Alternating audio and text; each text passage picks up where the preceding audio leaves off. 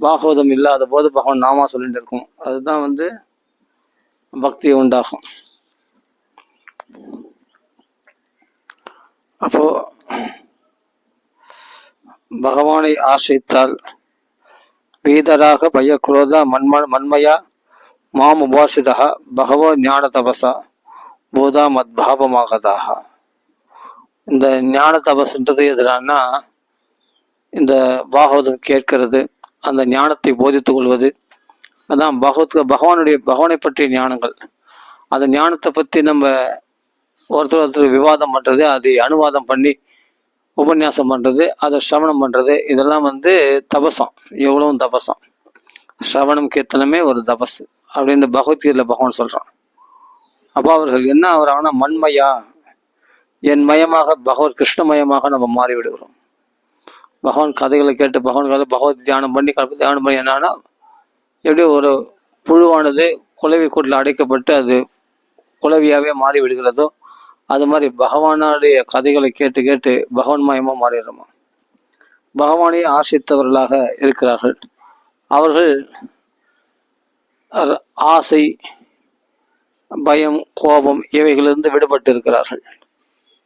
எதனால? ஞான தபசுனால. இந்த பாகவதத்தை பற்றி ஒருத்தர் போதிச்சுக்கிறதுனால அதுவே தபஸாக உண்டாகிடும்.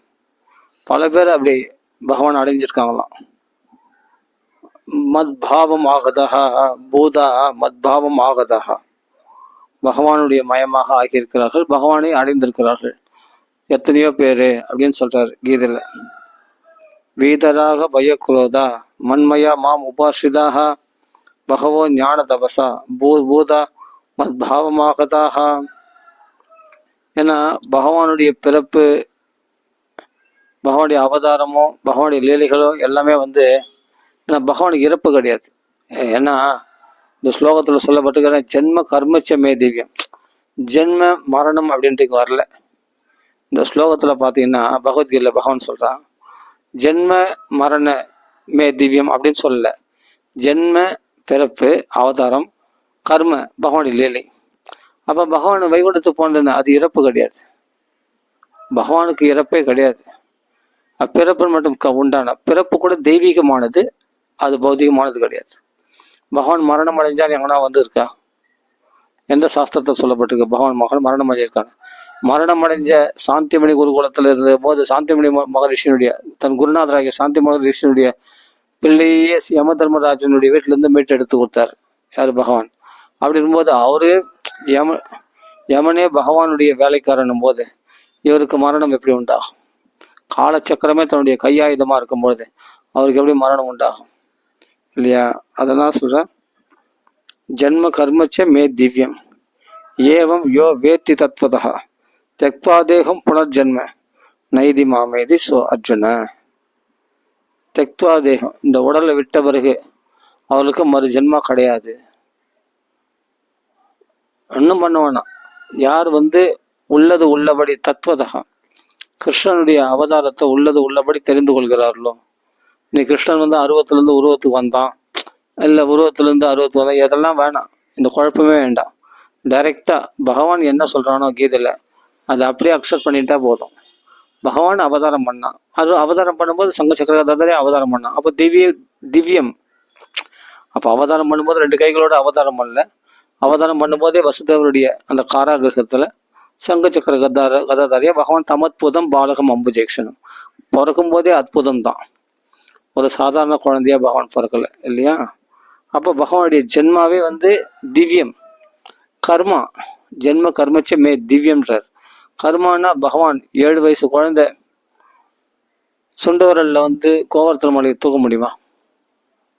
அந்த காளியனுடைய விஷ நெடிய தாக்கப்பட்டு மேலே பறக்கிற பட்சிகள்லாம் கீழே வந்துடுமா. அந்த நெடிக்கு அவ்வளோ பவர் இருக்கான். அதையே அந்த நெடி தாங்க முடியாமல் அதே உயிரை விட்டுடுமா. உயிரை விட்டு குளத்துல விழுந்துருமா அந்த பட்சிகள் உணவாயிடுமா அந்த காளிங்கனுக்கு. அதனுடைய நெடியை தாங்க முடியாது. அது கலக்கப்பட்ட விஷத்துல பரவப்பட்ட அந்த யமுனை ஒரு பாகம் அந்த யமுனையே தண்ணீரே விஷமயமாக்கப்பட்டது. அந்த தண்ணீரை பானம் பண்ணுகின்ற குழந்தைகளோ கன்றுகளோ எல்லாமே உயிரிழந்து விடுகிறது தான். அவைகளாம் செத்து போயிட்டுதான். இதுதான் கிருஷ்ணன் பார்த்தான். அப்போ கிருஷ்ணன் என்ன பண்றானா, அந்த விஷத்துடைய தண்ணி கொஞ்சோண்டு சாப்பிட்டாவே அந்த கன்றுகள் குழந்தைகள்லாம் இறந்து விடுகிறார்கள் என்றால் பகவான் என்ன பண்ணுறான், அந்த காளிங்க மடுவிலேயே போய் பகவான் குதிக்கிறான். ஆனால் பகவானுக்கு ஒன்றுமே ஆகலை. அப்போ அவனுடைய செயல்கள்லாம் என்னென்னா, அவன் திவ்யமானவன், அவன் சச்சிதானந்த ஸ்வரூபன். நான் பாஞ்சபோதிய சரீரமாக பாதிக்கப்படுறதுக்கு அவன் சச்சிதானந்த ஸ்வரூபன்றதுனால அந்த காளிங்கனை அடக்கி அவனை துவம்சம் பண்ணி அவன் ரத்தம் கக்க வச்சு அவனை அந்த இடத்துலேருந்து அந்த யமுனையிலேருந்து துரத்தி ரமணக தீபத்துக்கு பகவான் அனுப்பி வச்சான். மத்பாத லாஞ்சிதம், என் பாத சுவடுகளாகிய சங்கரேக சக்கரரேகை இவைகள் பதிஞ்சிருக்கு, கருடன் உன்னை தொடமாட்டான், நீ போயிட்டு வா அப்படின்னு சொல்லிட்டு குடும்பத்தோடு அனுப்பிச்சு வச்சான் பகவான். அங்கே நாகபத்தினிகள்லாம் நியாயோகி தண்டக கலநிக்கிறகாயே அப்படின்ட்டு ஸ்தோத்திரம் பண்ணுறாங்க. நாகபத்தினிகள்லாம் நீ தண்டிச்சா அது நியாயமாக தான் இருக்கும், அது அநியமாக இருக்குது, துஷ்டர்களை நிக்கிரகம் பண்ணுறது ஒரு நன்மைக்காக தான்.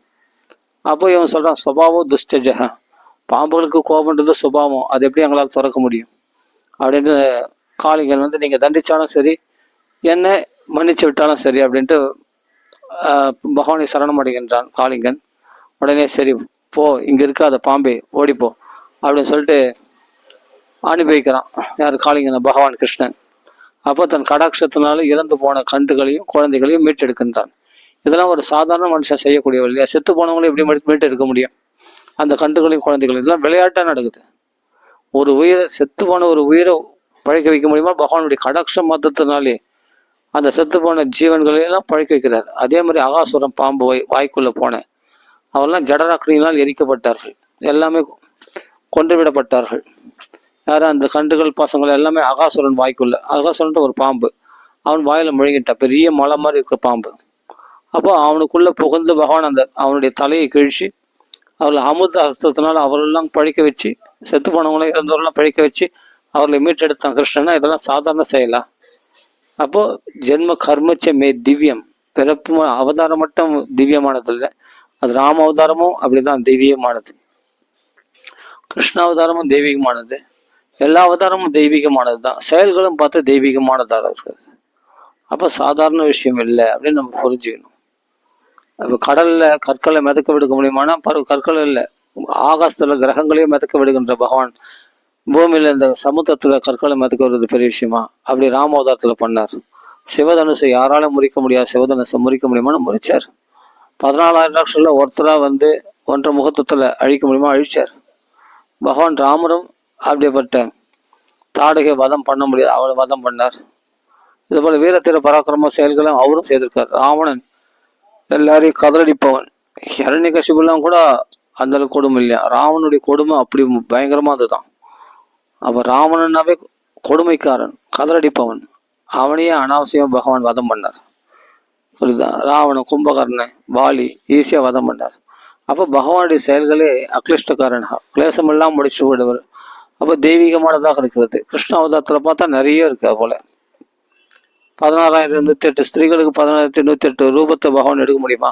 கோபிகள் ராசமண்டலத்துல லட்சக்கணக்கான கோபிகள் நடுவில் அத்தனை கிருஷ்ணனா மாற முடியுமா? அப்போ ஒவ்வொரு செயலும் பார்த்தா பகவான் வாயில மிருதபக்ஷணம் சாப்பிட்டு அவ்வளோ உலகங்களையும் வாயில காட்ட முடியுமா? இது மாதிரி எல்லாமே தெய்வீகமானதாக இருக்கிறது. அதான் சொல்றேன், ஜென்ம கர்ம, ஜென்ம மரணம் இல்லை, பகவானுக்கு மரணம் கிடையாது. அதனால் கர்மா செயல்கள், பிறப்பு அவதாரம், அது மட்டும் தான் தெரியும். அப்புறமா அவன் செத்துட்டான இல்லை, அவன் அப்படியே தான் இருக்கிறான். பிறப்பு கூட தெய்வீகமானது, அது உண்மையான நம்மள மாதிரி பிறப்பு கிடையாது. பகவானுக்கு மனுஷன் மாதிரி பிறப்பு கிடையாது. பகவான் சச்சிதானந்த ஸ்வரூபன். அப்போ அந்த பிறப்பை சொல்லியிருக்கேன்னா அது தெய்வீகமானது. ஜென்ம கர்மச்சமே திவ்யம் ஏவம் யோ வேத்தி தத்வதா, அதை உள்ளது உள்ளபடி அப்படியே இந்த பாகவத்தில் சொல்ற மாதிரி புரிஞ்சுக்கிறானோ அவனுக்கு மறுஜென்மா கிடையாது. தெக்வா தேகம், இந்த உடம்பை விட்ட பிறகு இந்த உடலோடு வைகுண்டத்துக்கு போறாங்க சில பேர், அது மாதிரிலாம் இருக்காங்க. துக்காராம் தாஸ்லாம் போனார். சரி இல்லை, எல்லாரும் மாதிரியும் அவன் சாவான், பாகவதம் கேட்டு எல்லாரும் மாதிரி தான் நான் சாவுறான் அப்படின்னா எல்லாரும் மாதிரி தான் அந்த உடம்பு விடுறான். ஆனா மற்றவங்களும் அந்த உடம்பை விட்டுட்டு அவர்களுடைய கர்ம வினைகளுக்கு ஏற்ற மாதிரி மறுபிறப்புகள் அவங்களுக்கு உண்டு. ஆனா இந்த பக்தன் கதைகளை கேட்டான்னு சொன்னா, இவன் இந்த உடலை தெக்வா தேகம், இந்த உடலை விட்டான்னா அவனுக்கு மறுபிறப்பு கிடையாதான். அதுதான் சொல்ற, தெக்வா தேகம் புனர்ஜென்ம நைதி, மறுஜென்மம் அவனுக்கு கிடையாது. அப்ப எங்க போறான்? புனர்ஜென்மம் இல்லை, மறுஜென்மம் இல்லைன்னா அப்ப அவன் எங்க போறான்? மாமேதி, என்னை அடைந்து விடுகிறான். புனர்ஜென்ம நெய்தி அப்படின்னு மாம் ஏதி ஸோ அர்ஜுனா அசான அவர்கள் என்னை வந்து அடைந்து விடுகிறார்கள் அர்ஜுனா அப்படின்ட்டு கீதையில் பகவான் ஸ்பஷ்டமாக சொல்கிறான். பகவத்கீதை தானே இது சொல்கிறேன் நான். அப்போது பகவான் இந்த ஞான தபஸ்ன்றது முக்கியம். அதுதான் அடுத்த ஸ்லோகத்தை சொல்றார். பகவோ ஞான தபசா பூதா மத் பாவம் ஆகதா, என் சொரூபத்தை என்னுடைய சாரூபிய முக்தியை அடைந்திருக்கிறார்கள். மத்பாவம் ஆகதான்னா என்னுடைய சொரூபத்தை அடைந்திருக்கிறார்கள். எதனால? ஞான தபசால. இப்போ பகவானுடைய கதைகளை கேட்கறதுனாலையும் சிரவணம் பண்றதுனாலையும் பகவத் கதையை சொல்றதுனாலையும் அப்போ கிருஷ்ணனை தியானம் பண்ணும்போது பகவத் மயமா மாறிடுமா. அப்போ அவர்களுக்கு என்ன ஆகும்னா, கதைகள் கேட்கறதுனால பகவான் அடையிறது மட்டும் இல்லை, அவர்கள் வந்து உலக விஷயங்கள்ல ஆசையற்றவர்களாக இருப்பார்கள். வீத ராக பயம், எதுக்கும் பயப்பட மாட்டாங்க. பகவான் பார்த்துக்கிறோம், பகவானுடைய பாதுகாப்புல இருப்பாங்க. அப்போ கோபத்துக்கு வசப்பட மாட்டாங்க.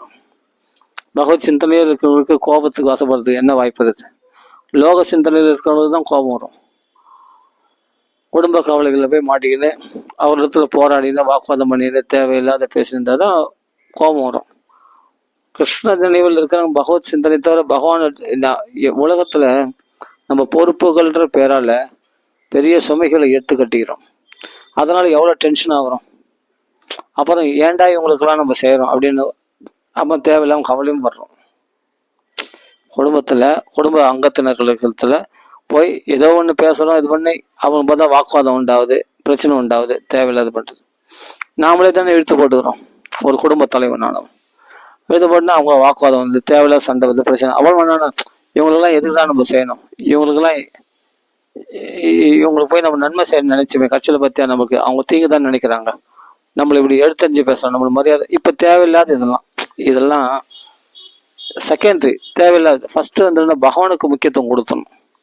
இதுக்கு குடும்பத்துக்கு முக்கியத்துவம் கொடுத்தா இப்படி தான் அல்லல் பண்ணும், மனசு உளைச்சலில் கவலை பண்ணும்.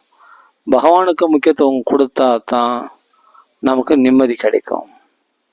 அது வரைக்கும் நிம்மதின்றது காணாத காட்சி தான். காணல் நீர் போல் தான். இந்த நீர் கட்சிற மாதிரி தாகம் தனிஞ்செல்லாம் தாகம் தனியாது, இன்னும் தாகம் அதிகமாகும். அது மாதிரி நிம்மதி எங்கே கிடைக்கும்? எங்கே நிம்மதி எங்கே நிம்மதின்னு கேட்குறாங்கல்ல, அதுதான். குடும்பத்தில் நிம்மதி கிடையாது. ஏன்னா அவர்ல நிம்மதியாக இல்லாத போது அவரிடத்துல போய் நிம்மதி எதிர்பார்த்தோன்னா அப்போ நிம்மதி கிடையாது. அப்போ பகவானுடைய கதைகளை பற்றி பேசினா ஒன்றும் இல்லை. இந்த 2 ஸ்லோகம் படிக்கும்போது எவ்வளோ அருமையாக இருக்க பாருங்க. ஏதா மாம் பிரபத்தியந்தே தாம்ஸ்ததைவ பஜாம் ஜெகம். என்ன ஸ்லோகம்? மாம் வர்த்மா அனுவர்த்தந்தே மனுஷியா பார்த்த சர்வசக. என்னை எப்படி சரணம் அடைகிறார்களோ அவர்களுக்கு நான் அப்படி அனுகிரகம் பண்றேன் அப்படின்ற. மாம் பிரபத்தியந்தே. எனக்கு ராமரா வழிபடுறியா, ராமனா அனுகிரகம் பண்றேன். கிருஷ்ணா வழிபடுறியா, கிருஷ்ணா. நரசிம்மரா வழிபடுறியா, நரசிம்ம. வராகமூர்த்தியா வழிபடுறியா, வழிபடுத்தியா வழிபடு. அப்படி எப்படி இருந்தாலும் அவர்கள் என்னை தான் தெரிஞ்சோ தெரியாமோ மம வத்மா அனுவர்த்தந்தே மனுஷியாக பார்த்த சர்வசக. எந்த விதத்திலையும் என்னுடைய அவதாரங்களை எதை நீ வணங்கினாலும் எந்த வழியிலையும் மறைமுகமாக கிருஷ்ணன் சொல்றான், என்னதான் அவங்க வழிபடுறாங்க. ஆனா சிறு தேவதைகள் வழிபாடு இங்க சொல்லப்படலை. ஆனா சில பேர் அது போல நினைக்கிறாங்க. உண்மையிலே அங்க சிறு தேவதைகளை வழிபட்டா கூட இப்போ இந்திரனுக்கு யாகம் பண்றாங்க, அக்னி வருணனுக்கு யாகம் பண்றாங்க. அந்த யாகங்களுடைய பலன் முழுசா மறைமுகமா யார் அனுபவிக்கிறது தான் கிருஷ்ணன் தான் அனுபவிக்கிறார். அப்ப இந்திரன் சந்திரனை வழிபட்டா கூட மறைமுகமா கிருஷ்ணனை தான் வழிபடுறோம். அதை டைரக்டாவே கிருஷ்ணன் வழிபட்டு போயிடலாமே. இங்க சொல்ல வர்றது அதான், கரெக்டு தான். வேற ஒரு உருவங்களை வழிபட்டா, வேற தேவதைகள் வழிபட்டா மறைமுகமா கிருஷ்ணனை தான் வழிபடுறோம் எந்த விதத்துலயும். அதான் பகவான் சொல்றார், மம வர்த்மா அனுவர்த்தந்தே மனுஷியா பார்த்த சர்வசா. எந்த விதத்திலும் கட்சியில் அவங்க எங்கள் தான் வந்தாகணும், எந்த தேவதை வழிபட்டாலும். ஆனா நான் தான் அவங்களுக்கு பலன் கொடுக்குறேன், அந்த தேவர்கள் மூலமா நான் பலன் கொடுக்குறேன். ஆனா என்னன்னா, ஏன் தேவர்கள் வழிபடுறாங்கன்னா சீக்கிரமா பலன் கிடைக்கும் தேவர்கள் வழிபட்டா. இப்ப என்ன வழிபட்டேன்னா நான் ஆராய்ந்து அருளியலோ எம்பாவாய். அவங்களுக்கு அது தேவைதானா, தேவையில்லாத கொடுத்துட்டு அவங்க அல்லல் படுவாங்களே அப்படின்ட்டு நான் என்ன பண்றேன், ஆராய்ந்து அருள் செய்கிறேன். ஆனா மற்ற தேவர்கள்லாம் என்ன பண்ண, நீ உண்மையா பூஜை பண்ணனா அதில் நல்லது செய்தா உடனே பலன் கை மேலே குத்துருவாங்க மற்ற தேவர்கள்லாம். அதே சமயத்தில் நீ ஏதாவது மந்திரம் தப்பாக உச்சரித்தா, இல்லை வில்லத்தை முள்ளோட போட்டோம்னா அந்த முள் போட்டதுக்கு ஒரு பலன் இருக்குது, கெட்ட பலன். அதே வில்லம் போட்டதுக்கு ஒரு பலன், நல்ல நல்ல பலனும் இருக்குது. ரெண்டுமே புரியுதுங்களா? இப்போ யாகத்தில் கூட வேதத்தில் சொல்ல மந்திரங்களை தவறாக உச்சரிச்சோம்னா அந்த யாகத்துடைய பலன் விபரீதமான பலன் கூட கொடுக்கணும் அப்படின்னு சொல்லியிருக்கான். அப்போது இந்திரன் சந்திரன் போன்ற தேவதைகளை வழிபடுறோம். இப்போ அந்த மந்திரங்கள், அந்த மந்திர வடிவத்திலே தான் அந்த தேவதைகள் இருக்குது. அந்த மந்திரங்களை ஏதாவது தப்பாக சொல்லிட்டோம்னா அந்த மந்திர தேவதைகளுடைய கை கால்களை ஒடிச்ச மாதிரி ஆகிடும். அவருடைய அங்கங்களை ஒடிச்சா உடனே அந்த தேவதை தண்டிச்சிடும். சொல்றது புரியுதா? அது ஆபத்தும் இருக்குது. நம்ம அற்ப பலனுக்காக தேவர்களை வழிபடுறோம். ஆனால் மறைமுகமாக அந்த தேவர்களை வழிபடுற அந்த தபஸ் மூலமாகவோ இல்லாட்டி யாகத்தின் மூலமாகவோ போக்தாரம் யக்ஞ தபசாம், அவைகளை போக்தாரம் அனுபவிக்கிறோம் யாருன்னா கிருஷ்ணன் தான் அனுபவிக்கிறானா. நீ யாகத்தினால தேவர்களை வழிபடுறியோ இல்லை தபஸ்தினால பிரம்மதேவரும் முதலியவர்களை குறித்து தவம் பண்ணுறாங்க. அப்போ தவம் பண்ணால் மறைமுகமாக பகவான் இடத்துல தான் அது, பகவானை தான் அந்த வழிபாடு போய் சேருது. அது அனுபவிப்பாளன் யாருன்னா பகவான் தான். அதை நீ வேற தேவர்கள் மூலமாக வழிபட்டனா அந்த தேவர்கள் இடத்துல பர்ஃபெக்டாக இருக்கணும். இதோ அக்ஷரப்படியோ தந்திரலோபமோ இல்லை மந்திரலோபமோ ஏற்பட்டுச்சுன்னா, மந்திரத்தில் குறைவு இல்லை தந்திரத்தில் குறைவு, ஏதாவது சுத்தபத்தம் இல்லாமல் பண்ணிட்டோம்னா, இல்லாத ஏதாவது தவறாக பண்ணிட்டோம்னா அதுக்கு விபரீத பலனும் கொடுத்துரும். ஆனால் ஏன் வழிபடுறாங்கன்னா சீக்கிரமாக பலன் கிடைக்கும் அப்படின்றதுக்காக வழிபடுறாங்க. ஆனால் அதில் உள்ள தோஷங்களை அவங்க கவனிக்க மாட்டாங்க. அதுதான் சொல்ற, காங்ஷந்த கர்மணாம் சித்திம் யஜந்த ஹிக தேவதா ஷிப்ரம் ஹி மானுஷே லோகே சித்திர் பவதி கர்மஜாகா. ஷிப்ரம்னா சீக்கிரமாக அவர்களுக்கு பலன் கிடைக்குது அப்படின்றதுனால இக தேவதா மற்ற தேவர்களையும் வழிபடுகிறார்கள், இந்த உலகத்து தேவர்களையும் வழிபடுகிறார்கள். இக தேவதான்னு இன்னொரு அர்த்தம். பெரிய பேர் பணக்கார போய் நாடுறான் இல்லையா, அவர்கள் வந்து பணக்காரங்க நம்மளுக்கு தேவர்கள் போல தானே. ஏன்னா பணம் கிடைக்காம போனா, இல்லை ஒரு பெரிய அரசியல்வாதி தான், பரவாயில்ல, அவர் எதாவது சொன்னால் நம்மளுக்கு காரியம் ஆகும் அப்படின்னா அவர்லாம் இகலோக தேவர்கள். அவர்களை காக்காப்படுகிறாங்க சில பேர். எதுக்குன்னா ஏதாவது காரிய சித்தி ஆகணும் அப்படின்ட்டுக்காக. அது ஒரு விஷயம். இருந்தாலும் இக தேவதா அப்படின்னா இந்திரன் சந்திரன் போன்ற தேவர்களை வழிபடுறதுன்னா சீக்கிரமாக பலன் கிடைக்கும் அப்படின்றதுனால சிறு தேவதைகளை வழிபடுகிறார்கள். எதுக்காகனா அவருக்கு பலன்கள் கிடைக்கிறதுக்காக. காங்ஷந்த கர்மணாம் சித்தி யஜந்த இக தேவதா ஷிப்ரஹி மானுஷே லோகே சித்திர் பவதி கர்மஜாகா. தங்களுடைய கர்மாவுடைய பலன் கிடைக்கணும், பெரிய பலன் கிடைக்கணும் அப்படின்ட்டு என்ன பண்ணால் சொர்க்கலோகம் வரைக்கும் பிரம்மலோகம் வரைக்கும் இது மாதிரி சிறு தேவதை வழிபாடுகள் உண்டு. ஆனாலும் ஆபரமா போனால் லோகே புனராவர்த்தினம் அர்ஜுனா. பிரம்மலோகம் வரைக்கும் நீ போனாலும் மறுபிறப்பு உண்டு. மறுபடியும் இங்கே வந்து மறுபடியும் அல்லல் பண்ணணும், இந்த சம்சார துக்கங்கள்லாம் அனுபவிச்சு தான் ஆகணும். பிரம்மதேவர் வரைக்கும் சம்சாரம் இருக்குது, சம்சார துக்கங்கள் இருக்கு. அங்கே போய் விடல, அங்கே போய் அவருக்கு சம்சார துக்கங்கள் வந்து பாதிக்க தான் செய்யுது.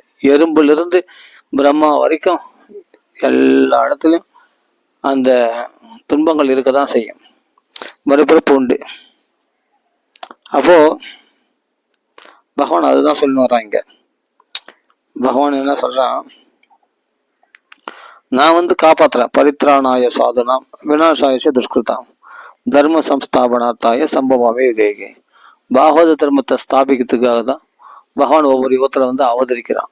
பக்தர்களை காப்பாற்றுவதற்காகவும் பக்தர்களை எதிர்ப்பவர்களாகிய துஷ்டர்களை அழிப்பதற்காகவும் பகவான் அவதரிக்கின்றான். சாதுனா பரித்ராணாய சாதுன்னா இங்க சாதுன்ற லட்சணம் வந்து பின்னாடி சொல்லியிருக்காரு. அபிச்சேசு துராச்சார பஜதே மாம் அனன்யபாக் சாதுரிய வச்சா. என்னை யாரு உண்மையா வழிபடுறாங்களே, அந்நிய சிந்தனைலாம் வழிபடுறாங்க, அவர்கள் தான் சாதுரிய வச்ச மந்தவியா, அவர்கள் சாது என்று கருதப்பட வேண்டும் அப்படின்னு பின்னாடி கீதையில பகவான் சொல்றான். அப்ப சாதுடைய லட்சணத்தை நம்ம மகான்கள் வாக்குல கேட்டுக்கணும். சாதுனா யாருன்னு, பகவானை உண்மையா வழிபடுறவங்க தான், கிருஷ்ண பக்தி பண்றவங்க தான், பகவத் பக்தியில ஸ்திரமா இருக்கிறவங்க தான் சாதுக்கள்.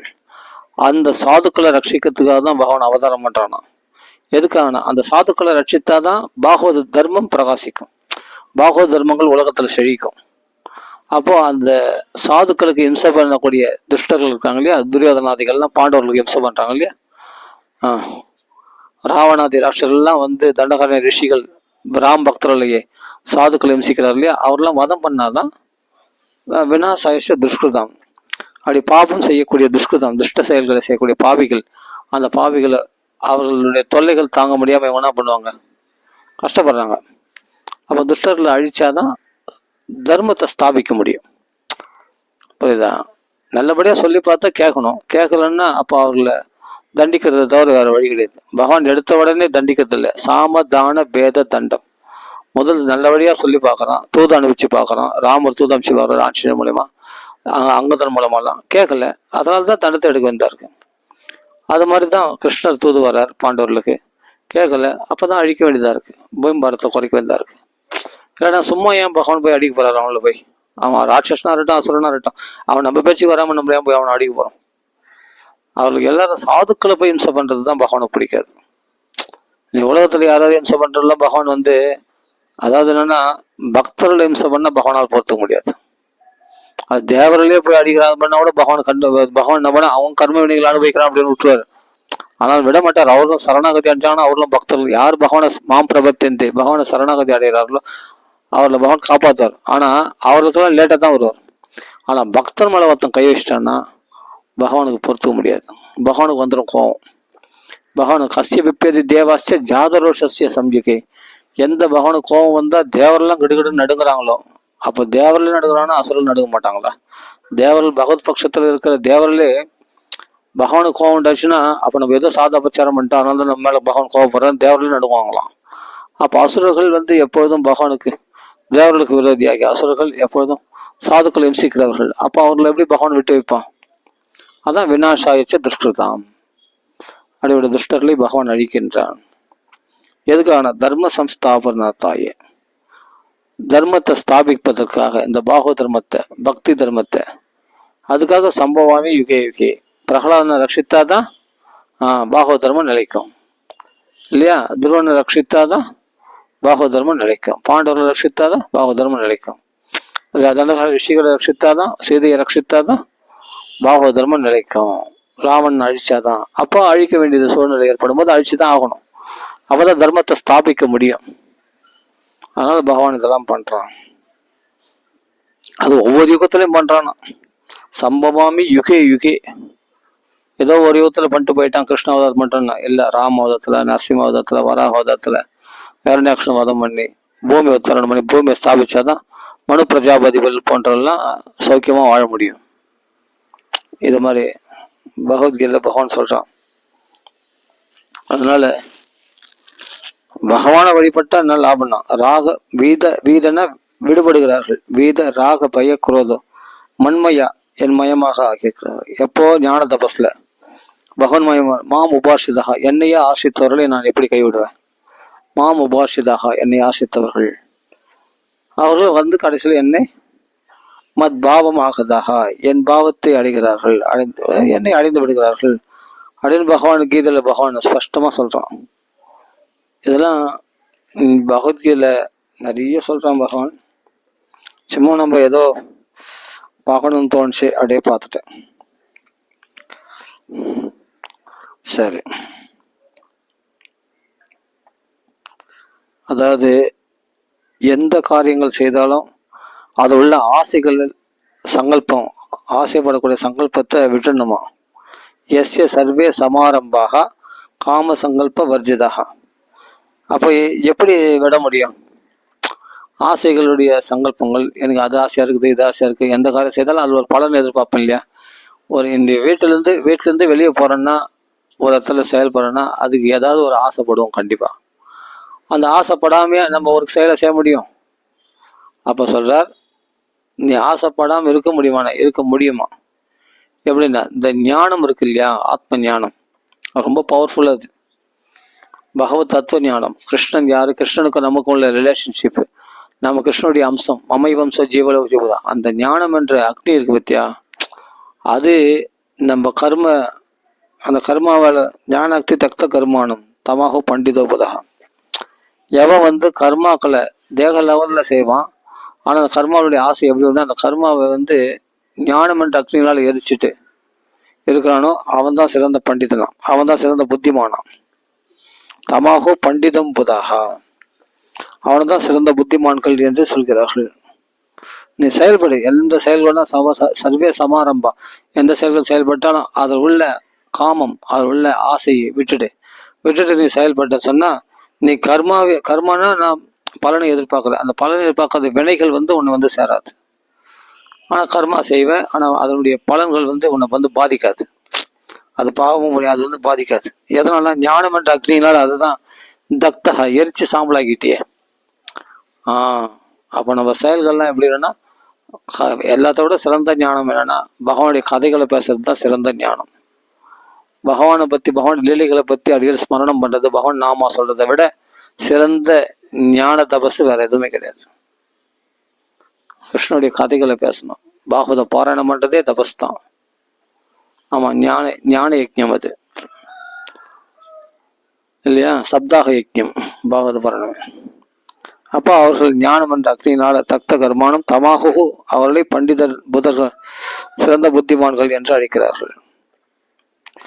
எப்போ வந்து தெக்வா கர்ம பலாசங்கம் நித்திய திருப்தோ நிராசையா. ஆஹா, இந்த பகவத்கீதையினுடைய அந்த ஸ்லாங்கு அழகான ஸ்லாங். ஒவ்வொரு வார்த்தையும் நம்மளுக்கு அப்படியே பெரிய பெரிய ரிலீஃப் கொடுக்கும், பெரிய பெரிய விடுதலையை கொடுக்கும். என்ன சொல்றார்? நித்திய திருப்தோ நிராசையா கர்மன் அபி பிரபுத்துவ அபி நைவ கிஞ்சித் கரோதி சகா. கர்மாவை செயல்பட்டாலும் அவன் எதுவும் செய்யறதில்லை, எதுவும் செய்தாலும் அவன் எதுவும் செய்யறதில்லை. அது எப்படி செய்துட்டு செய்யாமல் இருக்க முடியும்? ஏன்னா எப்போ ஆத்மாவோட திருப்தி அடைகிறானோ, எப்போ எதையும் வந்து ஆசைச்சு, எதையும் நம்பி இருக்கல, எதையும் ஆசைச்சு இல்லை, நிராசைனா இருக்கிறானோ, அப்போ தெக்வா கர்ம பலாசங்கம் கர்மாவுடைய பலன்களில் பட்டுதல் இல்லாமல் இருக்கிறானோ, அவன் வந்து கர்மாவை செய்தா கூட கர்மன் அபிப்பிரவருத்தாபி நைவ கிஞ்சித் கரோதி சகா. கர்மாவில் ஈடுபட்டாலும் அவன் கர்மாவை செய்தவன் ஆக மாட்டான் அப்படின்னு அருமையா சொல்லியிருக்காரு. பா, எப்படியாப்பட்ட ஒரு அருமையான ஸ்லோகங்கள் இதெல்லாம். கர்மா செய்வான், ஆனால் கர்மா செய்ய மாட்டான். இப்படிலாம் கூட இருக்க முடியுமான்னா பக்தனால் தான் அப்படி இருக்க முடியும். அப்படின்னா நிராசிரிய அப்படின்ற வார்த்தை நிராசிரியா, அதாவது நிராசைனா யாரையும் ஆசைக்காம இருக்கிறது இல்லை. நிராசைன்றது பகவானை மட்டுமே ஆசைத்திருப்பது தான் நிராசையா. புரிஞ்சுக்கணும். பகவானை ஆசைத்தால் இன்னொருத்தங்களை போய் நம்ம தேகின்னு நிற்க வேண்டிய அவசியமே இல்லை. இன்னொருத்தங்களை போய் பகவான் கெஞ்சி விட மாட்டான். புரியுதுங்களா? இன்னொருத்தர் கையை அண்டி இருக்க பகவான் விடவே மாட்டான். தன் பக்தர்களை அவமானப்படுத்த மாட்டான் பகவான். பக்ஷபோஷணன் பகவான். தன் பட்சத்தில் இருக்கக்கூடிய பக்தர்களை போஷிப்பவன் பகவான். அதனால வந்து நிராசையா அவன் வந்து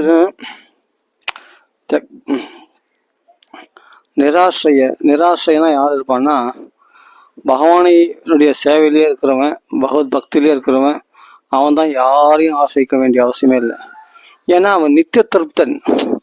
இப்போ ரெண்டாவது ஒரு விஷயத்துல எப்படி நித்திய திருப்தன்னா, பாகவதம் ஒன்று புஸ்தகம் இருந்தால் போதும். அவன் படிச்சு அந்த பாகவத ஸ்லோகங்களை படிச்சு அந்த கதைகளில் அனுபவிப்பான் பாரு, அப்படி அனுபவிப்பான். திடீர்னு பகவன் நாமா அப்படி கத்துவான், பகவன் நாமா அப்படி சொல்லி ஆடி பாடி குதிப்பான்.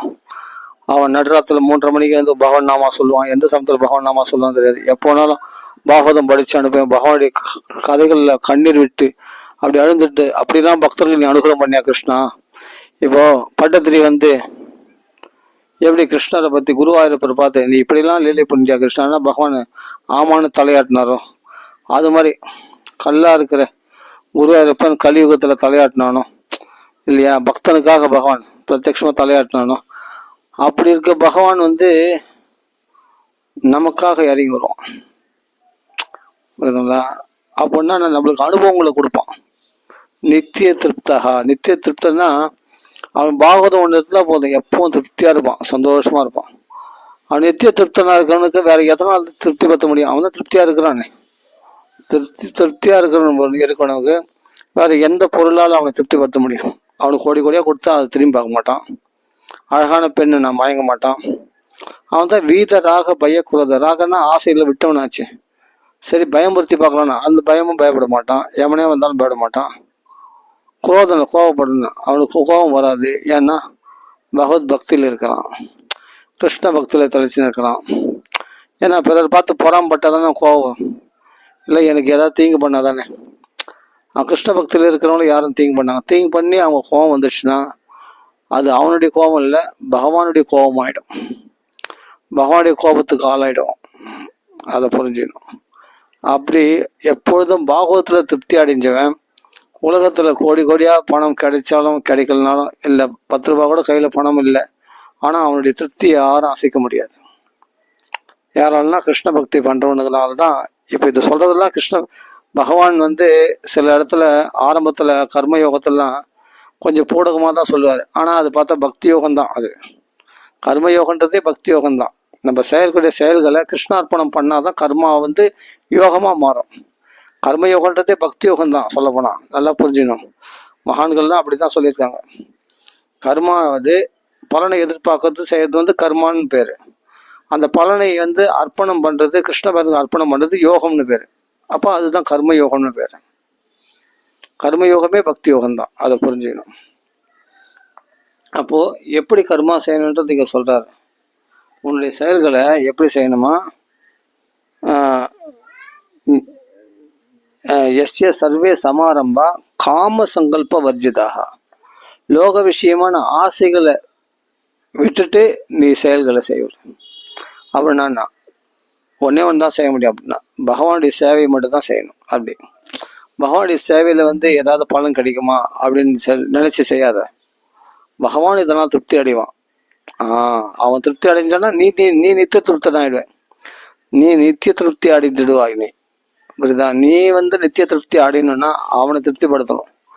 கிருஷ்ணன் திருப்திக்காக நீ சேவைகளை செய்யணும். நம்ம பௌதிகமான ஆசைகளோட சங்கல்பத்தோட நாம் எந்த செயலும் செய்யக்கூடாது. இது செய்தால் கிருஷ்ணனுக்கு திருப்தி, இது செய்தால் கிருஷ்ணனுக்கு ரொம்ப பிடிக்கும் அப்படின்னா அது மாதிரி செயல்களை செய்யணுமா. அப்படி செய்துன்னு சொன்னால் அப்போ நீ எப்பவுமே நித்திய திருப்தனாகவே இருப்ப. அப்படி சொல்கிறது. இந்த பகவத்கீதையில் ரொம்ப நாளாச்சு பகவத்கீதை படித்து. எவ்வளோ அமிர்தமான வாக்கியங்கள் இதெல்லாம். இதெல்லாம் படித்தாலே பக்தி உண்டாயிடும், கிருஷ்ண பக்தி உண்டாயிடும். அவன் நிராசையன், யாரையும் அண்டி இருக்க மாட்டான். ஆனால் இன்னொருத்தரை சார்ந்து வாழ்பவர்கள் என்றைக்குமே இன்னொருத்தரை சார்ந்து வாழ்ந்து தான் ஆகணும். கட்சி வரைக்கும் அவங்க வயசான கட்டையில் போகிற வரைக்கும் இன்னொருத்தரை சார்ந்து வாழ்ந்து பழக்கப்பட்டவங்க கட்சி வரைக்கும் இன்னொருத்தர் பௌதிகவாதிகளை, இந்த உறவு இல்லைன்னா, அந்த மனைவி இல்லைன்னா, இந்த கணவன் இல்லைன்னா, அந்த பிள்ளை இல்லைன்னா, அவங்க இல்லைன்னா, இவங்க இல்லைன்னா, என் பேரம்பத்தில் நான் எப்படி அப்படின்னு யாரையோ ஒருத்தன் அண்டி தான் வாழணும். ஆனால் பக்தன் ஒரே ஒருத்தனை தான் அண்டியிருப்பான். பகவான் கிருஷ்ணனை மட்டும்தான் அண்டியிருப்பான். ராமச்சந்திரமூர்த்தி மட்டும்தான் அண்டியிருப்பான். பகவான் ஒருத்தனை தான் அண்டியிருப்பான். அவனுக்கு வேற எதையும் ஆசிரியம் கிடையாது. ஒரே ஆசிரியம் நிராசிரியம். கிருஷ்ண ஆசிரியம், ராம ஆசிரியம். எப்படி சுக்ரீவன் பயந்து நடுங்கின்னு இருந்தான், நடுநடுங்கின்னு இருந்தான், வாலி வந்துருவானாங்க. அடுத்த ராம திருவடியில் வந்தவர் தான் அப்பா ஒரு ஆஸ்வாசம், ஒரு சாந்தி. பகவான் ஒருத்தர் இருக்கிறார், நம்மளை காப்பாற்றுறதுக்கு ஒரு நாதன் வந்துட்டார், ஒரு நாயகர் வந்துட்டார், கதாநாயகர் வந்துட்டார், ராமர் வந்துட்டார் அப்படின்னு அவன் குளிர்ச்சியா இருந்தான் பத்தியா. அப்புறமா தான் வாலி வதம் பண்ணா. அப்போதான் இவர் அந்த வதம் பண்ணுற சக்தி இருந்தான்னு பரீட்சை பண்ணி பார்க்குறான். அதுக்கும் ஈடு கொடுக்குறாரு, அந்த பரீட்சைக்கும் விட்டு கொடுக்குறாரு. அதே மாதிரி பகவானுடைய பராக்கிரமத்தை பார்த்து ஆச்சரியப்பட்டான். அப்போ வாலி ஒரே பானத்தில் தொலைச்சி ராமர் அவனை வாழ வச்சார் சுக்ரீவன்.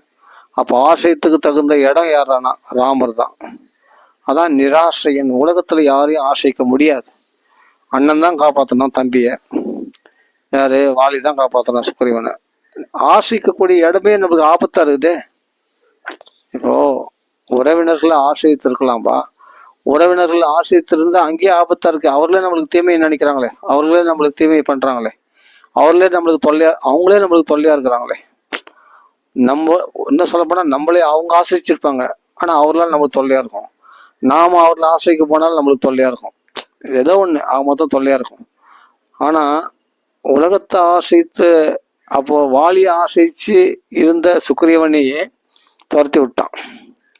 ஒருத்த வஸ்திரத்தோடு அவனுடைய மனைவியை அபகரிச்சு துரத்தி விட்டான். ராஜ்யத்தையும் பிடிக்குன்னு துரத்தி விட்டான்.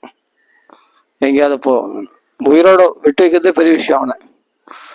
அப்போ உலகத்துல காப்பாற்ற வேண்டிய அண்ணனே துரத்தி விட்டான்னா அவன் எங்க போவான்? சுக்ரீவன். பகவான் தான் கதி. அப்ப நாமெல்லாம் பகவானுடைய குழந்தைகள். பகவான் தான் ஆசிரியம் கொடுக்கணும். அப்போ பகவானை ஆசிரிச்சுட்டான்னா அவன் நிராசிரியன். வாலியால் ஆக வேண்டியது ஒண்ணுமே இல்லை சுக்ரீவனுக்கு. பகவானால ஆக வேண்டியது இருக்குதுன்னு தெரிஞ்சுட்டு பிறகு மேல வாலியால் ஆக வேண்டியது இருக்குல்ல. வாலி அண்டி இருக்கணும் அவசியம் என்ன இருக்கு சொல்லு பார்க்கலாம். முன்னெல்லாம் அடிக்கடி போய் சண்டை போடுவான், சமாதானம் பண்ணுவான். ஆனா சமாதானம் ஆக மாட்டான். வாலி தொத்தி அடிப்பான், சமாதானம் ஆக மாட்டான். ஏன்னா மன்னிக்கிற குணம் இல்லை, சமாதானம் ஆகலை. அப்போ இவனை ஆசிரிச்சிருக்கிறது வேஸ்ட்டு தானே சுக்ரீவன். சொல்லப்போனால் அவனை ஆசிரிச்சா உயிரை கூட வாங்கிடுவான். அப்போ அவன் உறவுன்னு எப்படி சொல்ல முடியும் அவனை? அதனால நம்ம குடும்பத்தில் கூட பல விஷயங்களை பார்த்தா உறவுன்னு சொல்லிக்கிறோம். ஆனால் அவங்க ஆசைக்கு தக்கவர்களாக இருக்கிறாங்களான்னு பார்த்தா அவங்களுக்கு தான் தெரியும், மனசாட்சிக்கு. அது ஆசைக்கு தக்க இடம் தானா நம்மளுக்கு தெரிஞ்சுக்கணும். ஆனால் பகவானை ஒருத்தன் ஆசிரிச்சுட்டான்னா அவன் உலகத்தில் யாரையும் ஆசிரிக்க வேண்டிய அவசியமே இல்லை, நிராசைனா இருக்கலாம். அவன்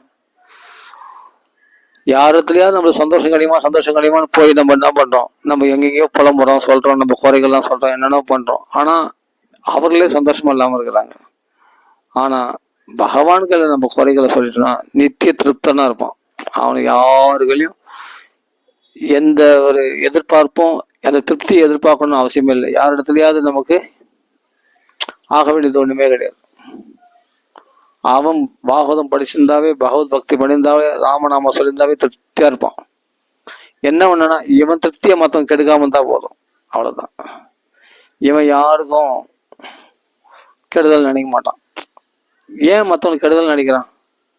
ஏன்னா மற்றவங்களால ஆக வேண்டியது ஏதாவது இருந்தா தானே அவங்களுக்கு போய் கெடுதல் விளைக்கணும்.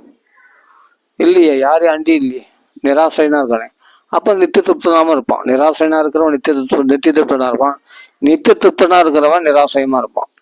எப்ப பகவான் கிருஷ்ண நம்ம அந்தராத்மாவாகிய ராமச்சந்திரமூர்த்தி இடத்திலே ஆத்மாராமனாக ரமிக்கின்றானோ அவன் உலகத்துல யார் இடத்துல ரமிக்க வேண்டிய அவசியமே கிடையாது. அப்போ அவன் செயல்கள்லாம் எப்படி இருக்கும்? ஒரு நித்திய திருப்தன் செய்யக்கூடிய செயல்கள் எப்படி இருக்கும்? ஒரு சுகாச்சாரிய செய்யக்கூடிய செயல்கள் எப்படி இருக்கும்? ஒரு பரதேகேஸ்வரர் செய்யக்கூடிய செயல்கள் எப்படி இருக்கும்? காம சங்கல்ப வர்ஜிதாக. அப்போ ஆசைகளற்ற செயல்களை தான் இருக்கும். அப்போ அவர்கள் செய்தாலும் அவர்கள் செயல்படாதவர்களே. பல்லக்கு தூக்குனார், ஆனா பல்லக்கு தூக்கலை. ஏன்னா தேகம்தான் தூக்குச்சு. தேகேன ஜாதசே ஹிமே நசந்தி, எனக்கு கிடையாதுன்றார் பரதேகேஸ்வரர். ஏன்னா ஞானாக்தி தக்த கர்மானா. அப்போ ஞானம் என்ற அக்னியினால செயல்களை எரித்தவர்கள் அவர்களை எதுவுமே பந்தப்படுத்தாது. எந்த கர்ம பலன்களையும் ஒட்ட மாட்டாங்க மகான்கள்லாம். அதான் பகவத்கீதை படிக்கும்போது அந்த கதையெல்லாம் ஞாபகம் வருது.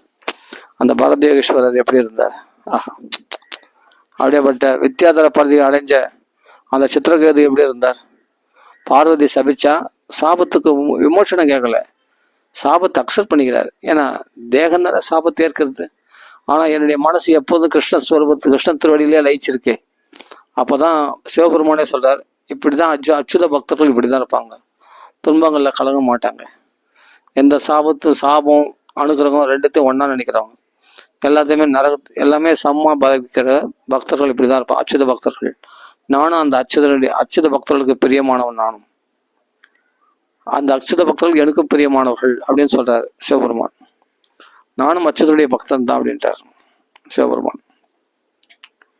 பார்வதி சாபத்தினால் பாதிக்கப்படல சித்திரகேது. விருத்தராசுரனா அசுரனா பிறகுறாரு, அசுர யோனியில் பிறக்க கடவாய் அப்படின்னு பார்வதி சபிச்சிட்டா. அந்த சாபத்தினால என்ன பண்ண, சரி அப்படியே அக்செப்ட் பண்ணிக்கிட்டாரு. தேகம் என்னன்னா எது அணுக்கிறகம், எது அவர் கேட்குறாரு சித்திரகேது, எது அணுக்கிறகம் எது நிக்கிறகம் சொல்லு பார்க்கலாம். நீ அணுகிறகம் சொல்றது நிக்கிறோம் சொல்றது தேகத்துக்கு தானே, இந்த ஆத்மாவை தான் அழிக்க முடியாது. அப்படிங்கும்போது எனக்கு எது சொர்க்கம் எது நரகம் எல்லாம் முன் வினை கர்ம வினைகளால் நடக்கிறது. இதுல நீங்க என்ன பண்ணுவீங்க? நீங்க சாபம் கொடுக்குறீங்க, சாபம் கொடுக்கும்படி உங்களை வச்சிருக்கு. நான் பண்ண கர்ம வினை, அதன்படி நான் அனுபவிக்க போறேன்.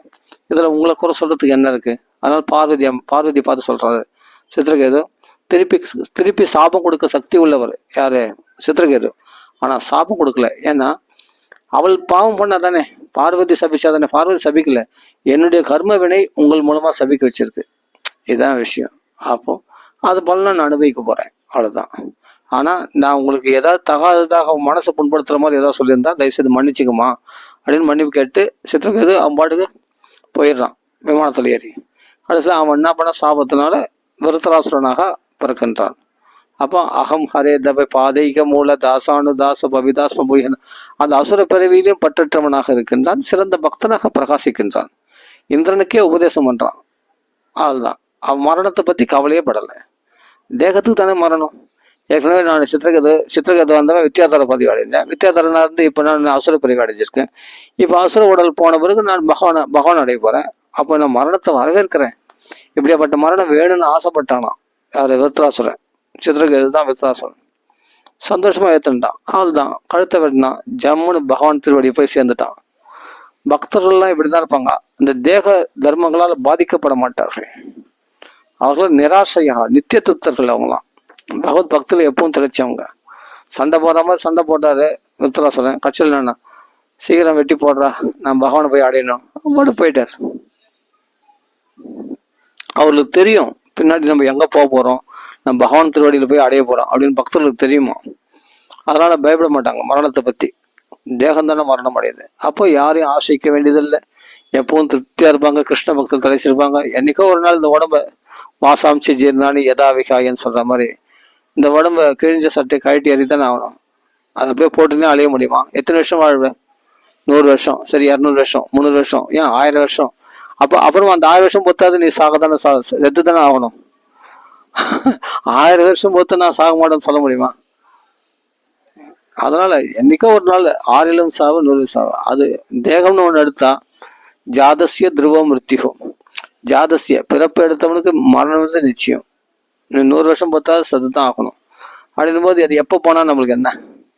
அப்போ அது உயிரோடு இருக்கும்போது அந்த தேகத்தில் அது சமமாக நினைக்கணுமா? அந்த தேகத்தை இந்த தேகத்தில் பட்டுதல் கொள்ளக்கூடாது.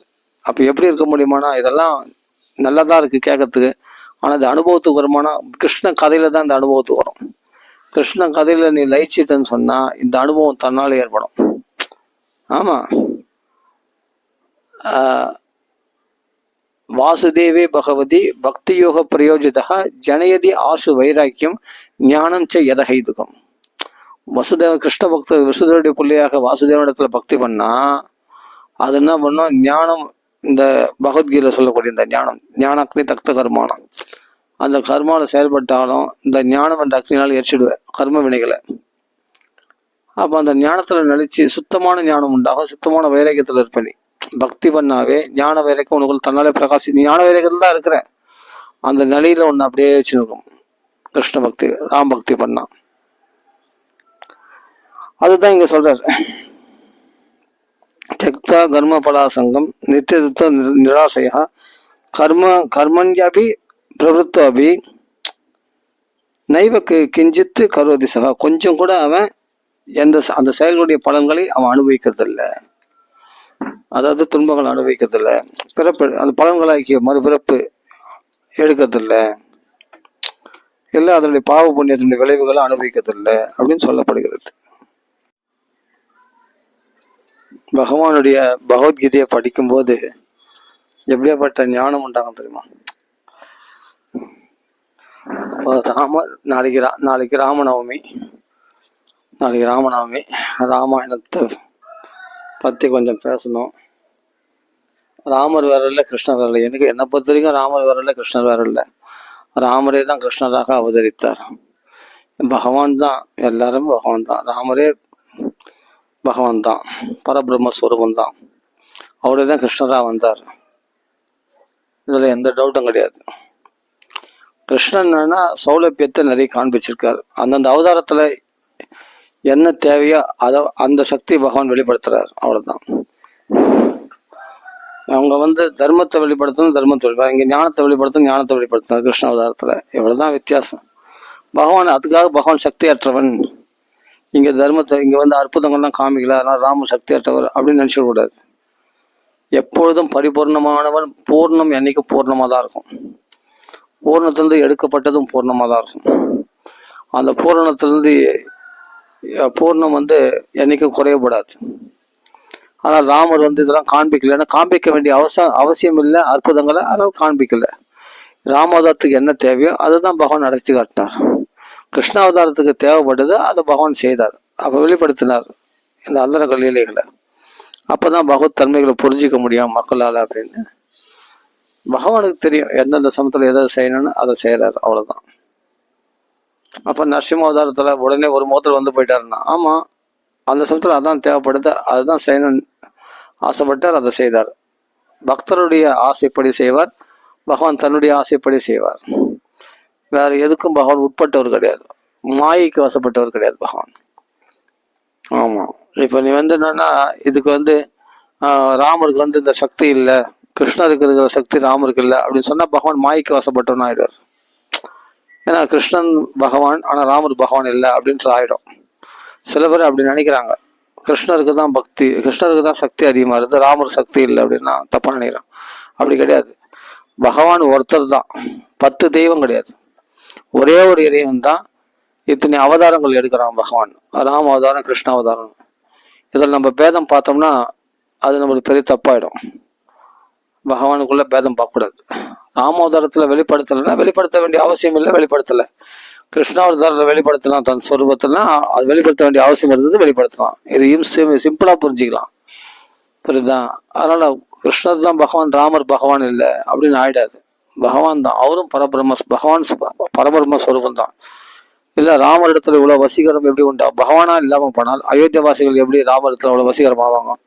சுதந்திரமா அவர் பகவானா இல்லாம போனால் ராமர் எப்படி சுதந்திரமா ஜடாய்க்கு மோட்சம் அளிக்க முடியும், சபரிக்கு மோட்சம் அளிக்க முடியும், சரபங்கருக்கு மோட்சம் அளிக்க முடியும்? சொல்லும் பார்க்கலாம். அப்ப இவ்வளவு பேருக்கு மோட்சம் அளிச்சாருன்னா பகவான் அகல்யக்கு சாப மோட்சம் எப்படி பண்ணிக்க முடியும்? சிவதனுசை எப்படி முறிக்க முடியும்? பகவானா இருக்கிறதுனால தான் இதெல்லாம் நடந்தது. அவருடைய நாமத்தை சொல்றதுனாலேயே சஞ்சீவனி பர்வதத்தை தூக்கிட்டு வந்தார், கடலை தாண்டினார் ஆஞ்சநேய சுவாமி ராம நாமத்தை சொல்றதுனாலே. அப்படின்னா அவர் பகவானா இல்லாம இருந்தா சாதாரண மனுஷன் நம்ம நினைச்ச கூடாது. பகவான் சாதாரண மனுஷன் மாதிரி நாடகம் நடிக்கிறான், விடம்படம் அது. அப்ப கிருஷ்ணர் தான் பகவான், கிருஷ்ணஸ்து பகவான் சுவாமினா பகவத் தன்மையை அவர் வெளிப்படுத்தினார். ராமர் பகவத் தன்மையை லைட்டா வெளிப்படுத்தினார். அவர் மனுஷ தன்மையை காண்பிக்கணும்னு பிரகடப்படுத்துற ஒரு அவதாரம் அது. புரிஞ்சுக்கணும். அவர் அவதாரம்ன்றது இறங்கி வருது, புரிஞ்சுக்கணும். அப்ப பகவானோட குறைபட்டவர் அப்படின்லாம் நினைக்கக்கூடாது. பகவானே தான் ராமரா வந்தது, கிருஷ்ணரா வந்தது. அதை நம்ம தப்பா நினைச்சிட்டோம்னா நம்ம என்னைக்குமே குறையுடையவர்களா இருப்போம். ராமரிடத்துல அவதாரத்துல வெளிப்படுத்தும் போது சில விஷயங்கள்லாம் வெளிப்படுத்தினார். அதுலயே ரமிக்கிறவங்க எவ்வளவு பேர் இருக்காங்க, ராம் பக்தர்கள். ராம் பக்தர்கள் அடியெல்லாம் ராம் பக்தர்கள் தான் அப்படி இருக்கும். அதனால கிருஷ்ணர் தான் வசதி. ஆமா, கிருஷ்ணர் தான், ராமர் தானே கிருஷ்ணரா வந்திருக்காரு. இல்ல கிருஷ்ணர் வேற ராமர் வேற. அது எப்படி ராமர் வேற கிருஷ்ணர் வேற ஆயிடுவாரு? இப்போ ஆபீஸ்ல டை ஷூலாம் போட்டுன்னு வீட்டுல இருக்கும்போது அப்பா ஒரு வேஷ்டி கட்டினு இருக்கார், இல்ல ஒரு லுங்கி கட்டினு இருக்காங்க, ஒரு சட்டை போட்டுன்னு இருக்கார் சிம்பிளா பாக்கிறதுக்கு. அவர் ஆபீஸுக்கு போகும்போது பார்த்தா டை ஷூலாம் போட்டுன்னு கோட் ஷூலாம் போட்டுருக்காரு. அது அப்ப அவரு வேற இது வேறவா? வீட்டுல இருக்கிறது வேற, ஆபீஸ்ல இருக்கிறது வேற, டிஃப்ரெண்ட் இருக்கு இல்லையா? அது மாதிரி பகவான் தான். அதனால அவர் இந்த அவதாரத்துல வேற மாதிரி இருக்காரு கிருஷ்ணரா, அந்த அவதாரத்துல நரசிம்மரா இருக்காரு, நரசிம்மர் வேற கிருஷ்ணர் வேறவா? எல்லாம் ஒண்ணுதான். அதெல்லாம் அப்படிலாம் பார்க்க ஆரம்பிச்சோம்னா, அப்படிலாம் பார்த்தோம்னா நம்மளுக்கே பக்தி பண்ணவே பிடிக்காது. நிறைய பேதங்கள் உண்டாகும் நமக்குள்ள. பேதங்கள், இவர் பெரியவரா அவர் பெரியவரான்ற பேதம் உண்டாயிடும். பேதம் உண்டாயினா நம்ம எதையும் ரசிக்க மாட்டோம். நம்ம ரசிக்கனா இருக்கணும்னா நரசிம்ம அவதாரம் எந்த லீலையை பண்ணாரோ அதே கிருஷ்ண லீலையில் பண்ணாலும் அதே பகவான் தான் இந்த லீலையை பண்றார் நரசிம்ம அவதாரம் அப்படின்னு கோட் பண்ண முடியும். இவர் வேற அவர் வேறன்னு சொல்லும் போது அப்போ கிருஷ்ணரை நரசிம்மரை ஏத்துக்க மாட்டேன். நீ நரசிம்மரை கிருஷ்ணரை ஏத்துக்க முடியாது. ஏத்துக்க முடியலன்னா உன்னால ரசிக்க முடியாது பாகவதத்தை. இந்த பகவான் தான் அந்த பன்றி அவதாரம் எடுத்தான், வராக அவதாரம், பூமி உத்தாரணம் பண்ணா அப்படின்னு இதே பாகவத்துல சொல்லப்பட்டிருக்கு. யாரு? பூமாதேவி சொல்றா, நீங்க தானே என்னை உத்தாரணம் பண்ணீங்க. இதே பிருது சக்கரவர்த்தியும் பகவான் தான். பிருது சக்கரவர்த்தி துரத்தி போகும்போது இதே பூமாதேவி சொல்றா, நீங்க தானே என்ன வராக அவதாரத்துல தூக்கி கொண்டு வந்து காப்பாத்துறீங்களே, நீங்களே என்ன நிக்கிறத மாட்டீங்களே அப்படின்னு கேக்குறா இதே பூமாதேவி. அப்ப பிரமாணங்கள் இருக்கு. அப்போ இதே ஜாம்பவான் சொல்றாரு, அந்த சமுத்திரம் கலங்கச்சே உங்களுடைய ஒரு பார்வையினாலே அப்படின்ட்டு கிருஷ்ணரை பார்த்து ஜாம்பவான் சொல்றாரு. அப்போ அதே கிருஷ்ணன் தான் ராமரா வந்தார் அப்படின்றது தெரியுது இல்லையா? ஸ்பஷ்டமா இது பாகவத்துல பார்த்தாலும் தெரியுது, ராமாயணத்துல பார்த்தாலும் தெரியுது. அப்புறம் ஏன் நம்ம குழப்பிக்கணும்? அப்படி எப்படி எடுத்து அதான் தத்துவதகா எப்படி புரிஞ்சுன்னா உள்ளது உள்ளபடி புரிஞ்சுக்கிட்டு போனா போதும். அது என்ன பண்ண சில பேர் குழப்பாங்க. அப்படிதான் தத்துவார்த்தமா எல்லாம் ஒண்ணுதான், ஆனா கொஞ்சம் டிஃப்ரெண்ட் இருக்குதான் ஒரு விஷயத்துல. அது ஆழ்ந்து போனா அதுல கொஞ்சம் டிஃப்ரெண்ட் இருக்குதான். டிஃப்ரெண்ட் இல்லை, உன் மனசுல டிஃப்ரெண்ட் இருக்குது. உன் மனசுல பேத புத்தி இருக்குது. உன் மனசுல உள்ள பேத புத்தி எடுத்து போய் அங்க திணிக்காது பாகவதத்துல, பகவத்கீதையில. புரியுதா? நம்ம மனசுல உள்ள பேதத்தை கொண்டு போய் பகவத் விஷயத்தில் திணிக்க கூடாது. பகவானுக்கு பேதம் இல்லை, நாம் இன்னும் பக்குவம் அடையலன்னு அர்த்தம். அது அபேதமற்ற அந்த நிலையில பகவானை பார்க்கறதுக்கான பக்குவம் நமக்கு இல்லை அப்படி வேணா சொல்லாமே தவிர, ராமருக்கும் கிருஷ்ணருக்கும் பேதம் இருக்குது அப்படின்னு சொன்னா உன் மூலக்கோளாறுன்னு அர்த்தம். நரசிம்மருக்கும் கிருஷ்ணருக்கும் பேதம் இருக்கு, வராகமூர்த்திக்கும் கிருஷ்ணர் பேதம் இருக்கு அப்படின்னு சொன்னா உன் மூலக்கோளாறுன்னு அர்த்தம். இவ்வளவு ஏன் சிவபெருமானியும் விஷ்ணுவுமே பிரிச்சு பார்த்தா சாந்தி இருக்காது அப்படின்ட்டு இதே பாகவதத்துல தக்ஷயக்தி கடைசியில சொல்றாரு பகவான். எப்படி தன் கை கால்களையும் தலையையும் இந்த உடம்போடு வேறுபட்டு பார்த்துவானா? இந்த கை வேணாம் அப்படின்னு சொல்லிடலாமா? நம்ம உடம்புல இருக்க கையை நம்ம வேணாம்னு சொல்லிடலாமா? தலை என்சான் உடம்புக்கு தலை பிரதானம், ஓகே. தலை பிரதானம் கை வேணாம், கையெல்லாம் வெட்டி போட்டலாமா? காலை வெட்டி போட்டலாமா? சொல்லுங்க. எல்லா அங்கங்களும் ஒன்னா சேர்ந்து தானே ஒரு உடம்பு. அப்படின்னும் போது நான் ஒரு ஆளா இருக்கிறேன்னா ஒரு உருவம் முழுசா எதுல முழுமையடையுதுன்னா அந்த அங்கங்களும் சேர்ந்ததான் முழுமையடையுது ஒரு உடலானது. அப்படின்னும் போது பகவான் எல்லா அவதாரங்களும் பகவான் ஸ்வரூபம் தான். அப்போ பகவான் இல்லை அது வேற இது வேற அப்படின்னு பேதம் பார்க்கறோன்னா நம்ம ஒன்றும் பக்குவம் அடையலன்னு அர்த்தம். வேற ஒன்னா சொல்றது இல்லை. இந்த அவதாரத்துக்கும் அந்த அவதாரம் டிஃப்ரெண்ட் இருக்குது. அம்சமா அவதரிக்கிறாரு இல்லைன்னு சொல்ல, அம்ச அவதாரமா வராருன்னா அவரே தான் அம்சமா வராரு, தன்னுடைய அம்சமா வராரு. அதனால அவர் வேற பகவான் வேற இல்லை. அதுல என்னன்னா சில விஷயங்களை வெளிப்படுத்துறாரு, அந்த அவதாரத்துல தேவைப்படக்கூடிய விஷயங்களை வெளிப்படுத்துறாரே தவிர அவரை தான் இருக்காரு, அவராவே இருக்கிறார். அப்போ இந்த பிருது சக்கரவர்த்தி சகாத பட்சா பிருதும் பதவி மீயாத்து அப்படின்னு ஒரு பதம் இருக்கு. பிருதுனுடைய பதவியை நீ அடைவாய் அப்படின்னு சொல்ல. பிருது யார்? அப்போ பகவான். அப்போ பகவானுடைய பதவி அடைவுன்னு தான் சொல்லிருக்கு. பிருது சாதாரண ஒரு ராஜான்னா ஒரு ராஜாவுடைய பதவி அடைவுன்னு சொன்னா அதுக்காக நம்ம மெனக்கட்டு பாகவதம் படிக்கிறோம் இல்லை. பகவான் அப்படி புரிஞ்சுக்கணும். அந்த உயர்ந்த கண்ணோட்டத்தோட பார்க்குற மனப்பான்மை எப்போ பக்கம் வருதோ அப்போ எல்லாத்தையுமே பகவானா பார்ப்பேன். பிருது சக்கரவர்த்தி கபில வாசுதேவர் எல்லாம் பகவான்ற சொரூபத்தோட பார்க்கத்தா தான் நம்மள அதுக்கு அவர்கள் சொல்லக்கூடிய வார்த்தைகளுக்கு நம்ம மதிப்பு இருக்கும், பாகவத்தை படிக்கிறக்கூடிய தர்மம் இருக்கும். அதுதான் இப்போ பிரம்மதேவர் சொல்றதே சில இடத்துல பகவான் வாச்ச அப்படின்னு சொல்லியிருக்கு. 5ஆம் ஸ்கந்தத்துல பிரியவர்தனுக்கு உபதேசம் பண்ணும்போது பிரம்மதேவருடைய உபதேசமே பகவான் வாச்ச அப்படின்னு சொல்லியிருக்கு. அப்ப பகவான் தான் பிரம்மதேவரா வந்திருக்கார், பகவான் தான் சிவபெருமானா வந்திருக்கார். அதையும் புரிஞ்சிக்க மாட்டோம். அப்போ படைக்கும் அழிக்கும் தெய்வங்களையே பேதம் பார்க்கக்கூடாது அப்படின்னும் போது விஷ்ணுவே பல அவதாரங்கள் படிக்கணும், அந்த அவதாரங்களுக்குள்ள பேதம் பார்க்கறியே அப்போ நீ எந்த நிலையில இருக்கிற? அவதாரங்களுக்குள்ள பேதம் கிடையாது. அப்படிலாம் பார்த்தோம்னா நம்ம அந்த உன்னத ஸ்திதியை அடைய முடியாது.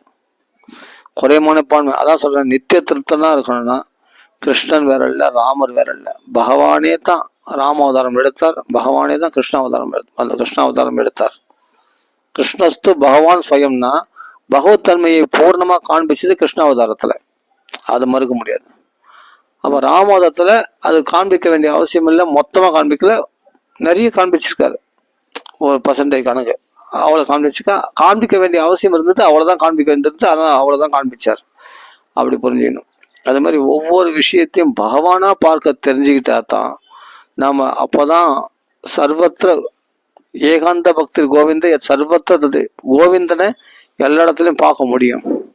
அவதாரங்களுக்குள்ளே நம்ம பேதம் பார்க்குறோம் அப்படின்னு போது மற்ற தேவர்களையும் பகவான் சொரூபன் பார்க்க இப்போ பக்குவம் எப்போ வரும்? அப்போ மற்ற தேவர்களை பார்க்கறது இருக்கட்டும், அதுக்கப்புறமா கீழ்நிலையில் இருக்கிற மனுஷர்களையும் மற்ற ஜீவராசிகளையும் பகவானுடைய அம்சம்னு பார்க்குற புத்தி எப்போ வரும்? இன்னும் அந்த அளவுக்கு பக்குவம் எப்போ படிப்படியாக எப்போ அந்த பக்குவத்தை நம்ம அடையும்? புரிஞ்சுக்கணும் இல்லையா? சாஸ்திரம் படிக்கிறோம், நல்ல விஷயங்கள் சொல்லியிருக்கு, அது அந்த நிலையில அப்படியே எடுத்துட்டாதான் நமக்கு அனுபவிக்கிறது சுவாரஸ்யமா இருக்கும். நம்ம பேத புத்தியோட பார்த்தோம்னா அது நம்மளுக்கு அது அங்க பகவான்களே பேதம் பார்க்குற நாம உலகத்துல என்ன ஆகும்? எல்லாம் பேதமா தான் தோணும். அப்போ அபேதமா தோணணும் அப்படின்னா ஃபர்ஸ்ட் அங்க ஆரம்பத்திலே சரியிடணும். கிருஷ்ணர் வேற இல்லை, ராமர் வேற இல்லை, ராமர் தான் கிருஷ்ணரா வந்தார் அப்படின்னு தெரிஞ்சுக்கிட்டாதான் நாம புரிஞ்சிக்க முடியும். மற்ற ஜீவராசிகளையே பேதம் பார்க்கக்கூடாதுன்னு சொல்லிக்கிறது பகவானுடைய அம்சமா பார்க்கணும்னு சொல்லியிருக்கும் போது நீ ராமர் கிருஷ்ணகுள்ள பேதம் பார்க்கறன்னு சொன்னா அப்போ நம்மளுடைய புத்தி அவ்வளோதான் அப்படின்னு தெரிஞ்சுக்கணும். அதனால கிருஷ்ணர் தான் ராமரா வந்தார், ராமர் தான் கிருஷ்ணா வந்தார் அப்படி புரிஞ்சுக்கணும். அவனை தான் நாராயணனாக இருக்கின்றார். புரியுதா? அப்போ அவரே படைக்கும்போது பிரம்மாவா இருக்கார், காக்கும்போது விஷ்ணுவா இருக்கார், அழிக்கும்போது சிவனா இருக்கார். அவ்வளவுதான், ஒரே பகவான் தான் இத்தனை வடிவங்கள் எடுக்கிறான். அவ்வளவுதான். அந்தந்த காரியங்கள் முடிஞ்சவொடனே பகவான் தன்னை மறைத்துக் கொள்வான். அப்போ பகவானுக்கு வாசுதேவன் தான், வேற யாரும் இல்லை. இது அதான் சொல்றார், பகவானுடைய அவதாரங்களே தெய்வீகமான ஜென்ம கர்மச்ச மே திவ்யம் ஏவம் யோ வேத்தி தத்வதா. இந்த பாகவத்துல சொல்ற மாதிரி அப்படியே தத்துவதானா உள்ளது உள்ளபடி அப்படியே எடுத்துக்கணும். அதை மாத்தி கீத்தி நம்ம எடுத்துக்கணும்னா அது குளறுபடி ஆயிடும். அது சில பேர் வியாக்கியானம் பண்ணும்போது அதை மாத்திடுறாங்க. என்ன, கிருஷ்ணர் வேற, ராமர் வேற, கபில வாசுதேவர் வேற, அது வேற, இது வேற, வராகாவதாரம் வேற, நரசிம்மாவதாரம் வேற அப்படின்னு மாத்திடுறாங்க. இதுல இந்த அம்சம் அந்த அம்சம் ஏதாவது ஒன்று சொல்லி அப்படிலாம் இருக்கட்டும், சாஸ்திரங்கள் இருக்கட்டும். ஆனா நமக்குள்ள இந்த பேதம் வேண்டாம். பாகவத்துல சொல்லியிருக்கா, பாகவதம் தான் ஒரு பிரமாணம். தர்ம சாஸ்திரம் பிரமாணம், காரிய விவஸ்திதம், எப்படி எடுத்துக்கணும் எப்படி எடுத்துக்கூடாதுன்னு நம்ம பாகவதம் அதன்படியே நம்ம பாகவதம் அனுபவிச்சுனாவே நல்லா இருக்கும். அதை சொல்றதை அப்படியே எடுத்துனாவே போதும். அதில் ஏதாவது வியாக்கியானம் பண்ணி நம்ம ஊத்த வாயால ஏதாவது அதை அசுத்தப்படுத்திடக்கூடாது. நம்ம வியாக்கியானம் பண்றன்ற பேரால அந்த கருத்துக்களை, பாகவத கருத்துக்களை மாத்திடக்கூடாது. அதில் என்ன சொல்லியிருக்குதோ அதை அப்படியே அக்செப்ட் பண்ணிட்டு போனா நல்லா இருக்கும். அவ்வளவுதான். பாகவதம் வியாசருக்கு தெரியாதுதான் நம்மளுக்கு தெரிஞ்சுட்டு போகுது, சுகாச்சாரியருக்கு தெரியாதான் நம்மளுக்கு தெரிஞ்சுட்டு போகுது. நம்ம வியாக்கியானம் பண்றன்ற பேர்ல நம்மளுடைய சொந்த இன்டர்பிரேஷன், நம்மளுடைய சொந்த கருத்துக்கள் வச்சிட்டோம்னா அதை அப்படி எடுத்துக்கூடாது, இப்படி எடுத்துக்கூடாது, அது வேற இது வேற, இது எப்படி புரிஞ்சுக்கணும். எப்பவுமே விஷ்ணு சிவனும் ஒன்னா ஆக முடியாது, அது வேற இது வேற, அதெல்லாம் வேண்டாம். அதெல்லாம் வேதம் பார்க்கட்டும். நான் அதெல்லாம் நம்மளை குறையும் சொல்ல வேணாம், அவர்களை நம்ம எதுவும் அசூய பாராட்ட வேணாம், அவர்களை அசூய பாராட்ட வேணாம், அவங்கள குறையும் சொல்ல வேணாம். ஆனா நாம பாகவத்துல சொல்றதை மட்டும் கடைபிடிப்போம், நிம்மதியா போவோம். அதுதான் வாழ்க்கைக்கு சுபிட்சமா இருக்கும். எல்லா தேவருடைய அனுகிரகத்தை பெறத்துக்கான வழியும் அதுதான். கிருஷ்ண பக்தி உண்மையா பண்றதுக்கான வழி பாகவத்துல சொல்ற மாதிரியே எடுத்துக்கிட்டா போதும். அதுக்கு வியாக்கியானம் பண்ணும்போது தான் அதுல மாத்திடுறாங்க. ராமருடைய வேற, கிருஷ்ணர் வேற, அவருடைய சில பர்சன்டேஜ் தான் அவர் வெளிப்படுத்துறார்.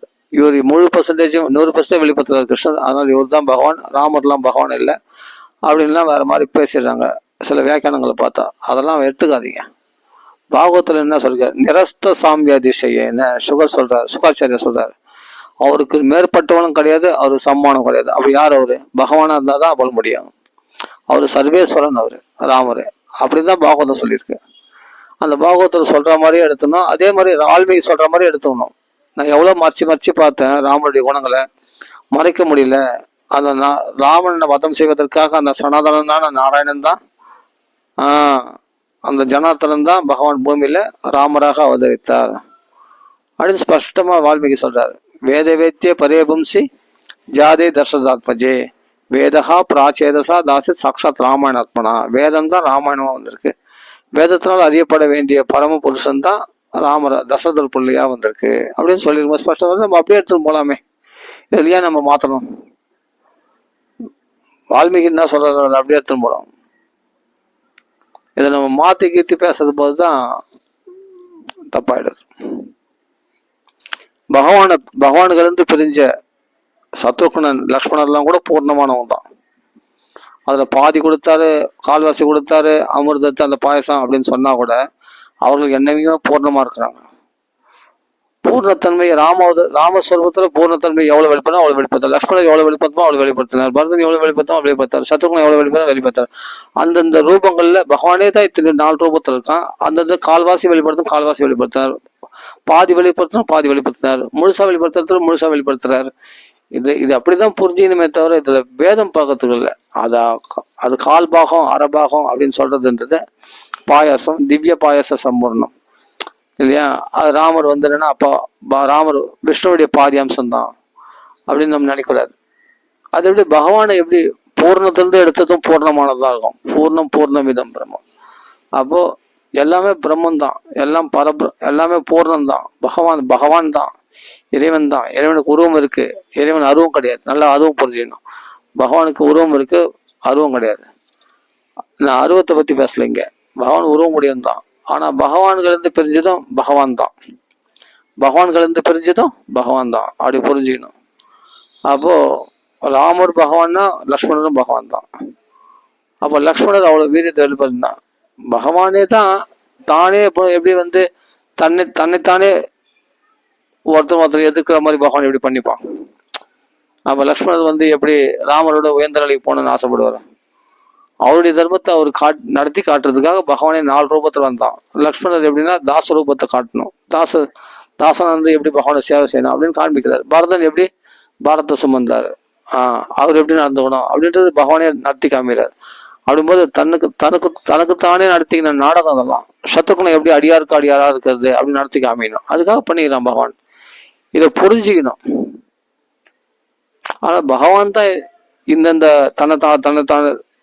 தன்னை ஆண்டானாவும் அடிமையாவும் தன்னைத்தானே காண்பிச்சுக்கிறாரு. அந்த புரிஞ்சுக்கிட்டு நாம அவர்களை அனுசரிச்சு போனோம்னா நம்ம பாகவதம் ராமாயணம் சொல்ற மாதிரியே எடுத்துக்கலாம், நல்லா இருக்கும்.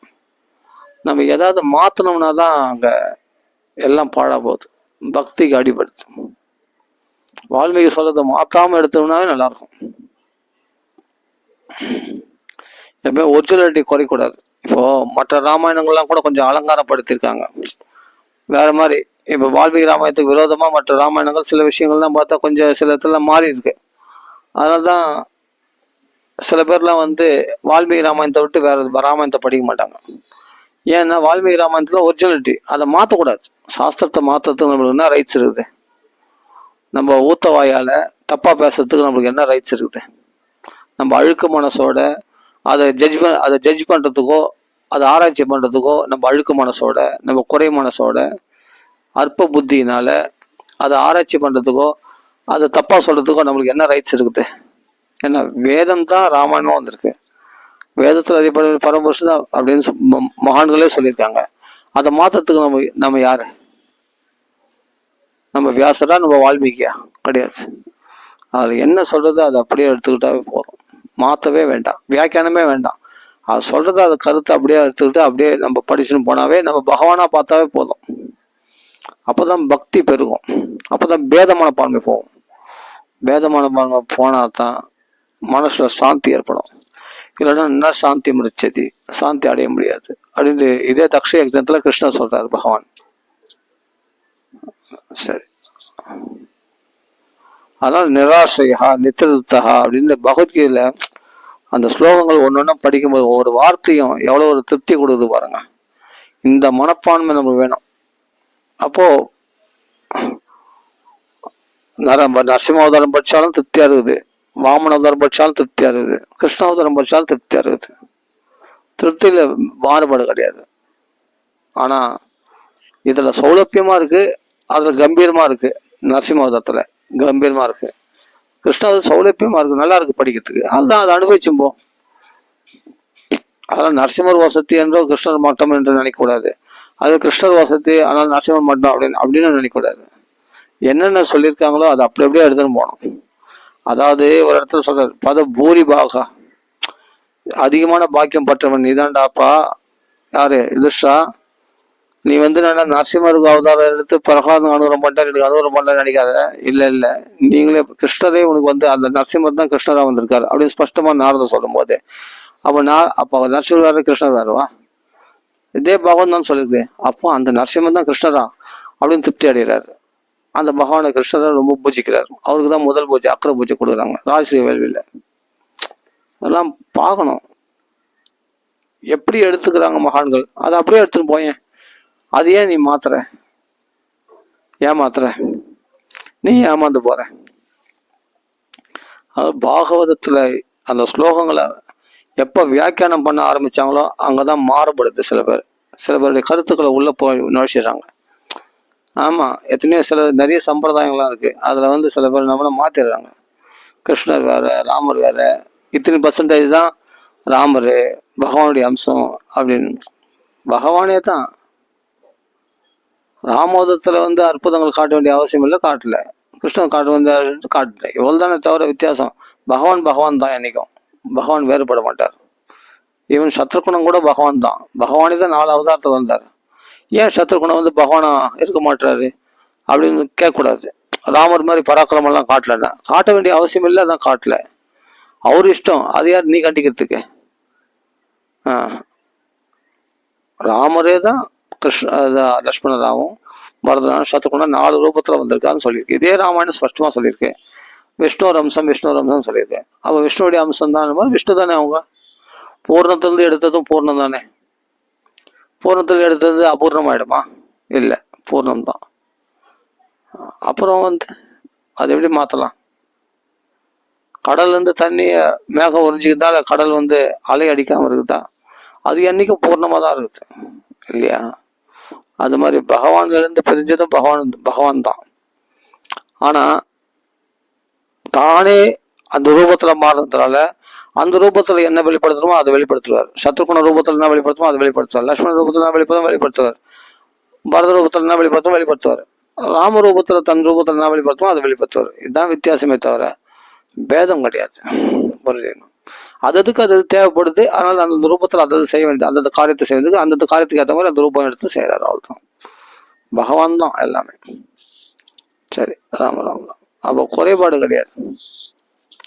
சத்ருகுணனா சக்தியற்றவரா அப்படின்னா சக்தியற்றவர் கிடையாது.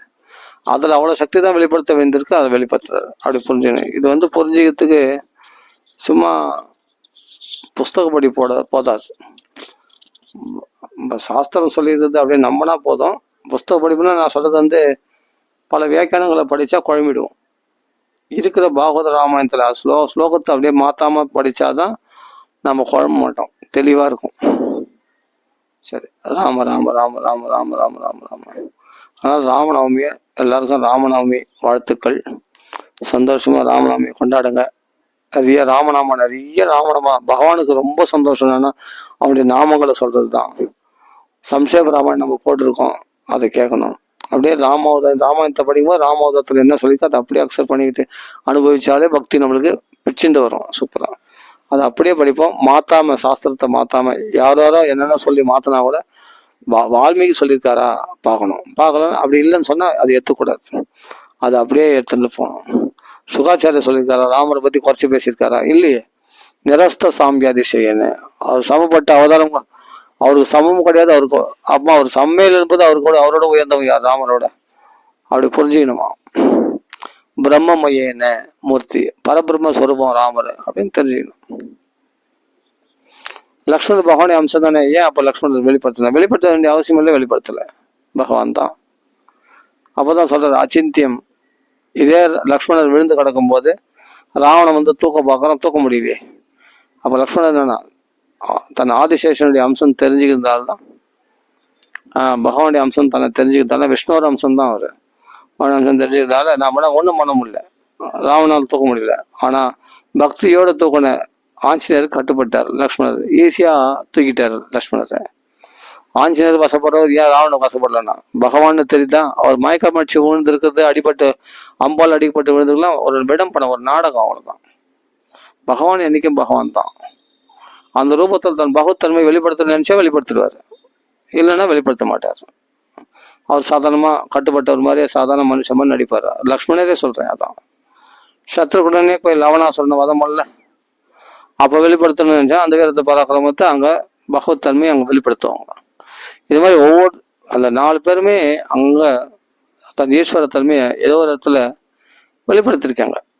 சொல்லப்போனால் அகஸ்தியர் போன்ற ரிஷிகள்லாம் உத்தரகாண்டத்தில் சொல்கிறாங்க, நீ ராவண வதம் பண்ணுறதோட பெரிய விஷயம் இல்லை, இந்திரஜித்த வதம் பண்ணது தான் பெரிய விஷயம் அப்படின்னு சொல்கிறாங்க. அப்போ லக்ஷ்மணர் அந்த பராக்கிரமத்தை காண்பிச்சுக்காரு. ஏன் ராமர் காண்பிக்கல? அது லக்ஷ்மணர் மூலமாக தான் காண்பிக்க வேண்டியிருக்குது, காண்பிச்சார். அப்போ ராமரோட அவர் பலசாலியா லக்ஷ்மணர்? அப்படி அர்த்தம் இல்லை. பகவானே அங்கே வந்து லக்ஷ்மணர் சுரூபத்தில் இந்திரஜித்தை வதம் பண்ணக்கூடிய சக்தியே லக்ஷ்மணருக்கு தான் இருக்குது, ராமருக்கு இல்லைன்னு அப்படி அர்த்தம் ஆகிடாது. லக்ஷ்மணன் தான் வதம் பண்ணணும்னு இருக்குது அது. அதனால லக்ஷ்மணர் வதம் பண்ணார். அப்போ அங்கே அவருடைய பராக்கிரமத்தை, அவர் ஈஸ்வரத்தன்மையை அங்கே வெளிப்படுத்தினார். யாரு? லக்ஷ்மணர்.